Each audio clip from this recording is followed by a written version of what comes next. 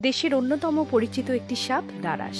সম্পূর্ণ বিষমুক্ত এই সাপটির প্রধান খাবার ইঁদুর। মূলত ইঁদুর খেয়েই এটি পরিবেশের ভারসাম্য রক্ষা করে। আড়ালে থেকে কৃষকের বন্ধু হিসেবেও কাজ করে এটি। প্রায় ৩ বিঘা জমির ইঁদুর একটি দারাস সাপই নিধন করতে সক্ষম। সেজন্য এই সাপকে বলা হয় কৃষকের বন্ধু। প্রতি বছর ইঁদুর যে পরিমাণ খাদ্যশস্য নষ্ট করে তার আনুমানিক বাজার মূল্য প্রায় ১,০০০ কোটি টাকার কাছাকাছি। এর মধ্যে সবচেয়ে বেশি ক্ষতি করে ধান ও গমের। ইঁদুর নিয়ন্ত্রণের জন্য দারাস সাপ প্রাকৃতিক ভাবে গুরুত্বপূর্ণ ভূমিকা রাখতে পারে। তাই এই সাপকে রক্ষা করতে পারলে বছরে প্রায় ১,০০০ কোটি টাকার ফসল বাঁচানো সম্ভব। আমাদের দেশের লোকজনের মাঝে সাপটিকে নিয়ে রয়েছে বিভিন্ন কুসংস্কার। অনেকের ধারণা দারাস সাপ মানেই বিষাক্ত। মানুষ না জেনে অকারণে মেরে ফেলছে এই প্রাণীকে।